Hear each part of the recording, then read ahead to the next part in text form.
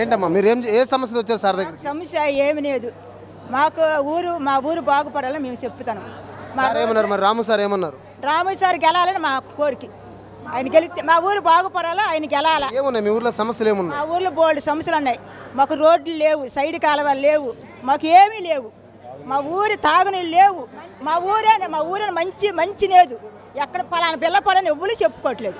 అది మాకు అన్ని అలాంటి కావాలి. మాకు అది కోరిక. మాకు అదే 5 సంవత్సరాల నుంచి ప్రస్తుతం ఎమ్మెల్యే మీరు కలిసారు. సమస్యలు మాకు ఎమ్మెల్యే అయ్యారు, ఏది మాకు చేయలేదు. మా పిల్లపాడికి ఏ పని చేయలేదు. కాంగ్రెస్ వచ్చింది, ఏది వచ్చినా మాకు చేయలేదు. మా ఊరు ఆయన దగ్గరికి వెళ్ళి అడిగితే ఏమంటున్నారు ఈ సమస్యలు మీద? అడిగితే మాకు వెళ్తే మాకు 2 అదేటమ్మా ఏదో పొయ్యి మనము గొయ్యిగా ఉందయ్యా, మాకు రబ్బీసి పోయాయి అంతే, మాకు ఏమి లేవు, డబ్బులు లేవని సార్ అని తెలిపొచ్చాం. మా రోడ్డుకి అడిగాము, వెళ్ళొస్తే మాకు ఏమి లేదు, రూపాయి లేదు మా అక్కడ అనేసారు. ఈరోజు మీరు టీడీపీలో ఎందుకు చేరారు?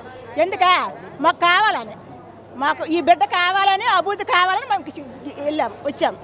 ఏమన్నారు సార్? ఏమన్నారు? మీతో ఏం చెప్పారు? సార్ అన్నీ చేస్తామన్నాడు, మాకు అన్ని పనులు చేస్తామన్నాడు. ఈ సార్ రావాలి మా కోరిక అది. సో మీరందరూ ఇప్పుడు ఆయన గెలిపించబోతున్నారు ఖచ్చితంగా? మేము తెలుగుదేశమే గెలుస్తాం. మరి మీ ఊరంతా ఒక మాట మీద నిలబడతారా? అందరం ఉన్నా, మా ఊరల్లా ఒకటే ఉంటా, ఒకే మాట.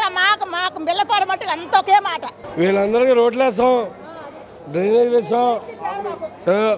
వేస్తాం, మంచినీళ్ళు సదుపాయం ఇంటింటికి ఇస్తామని చెప్పి ఫస్ట్ గ్యారంటీ ఇస్తాం. తర్వాత వీళ్ళందరికీ ఉద్యోగాలు చాలా ఉన్నాయి చేయాల్సింది, 1-2 కాదు. Please like and subscribe Eagle Andhra.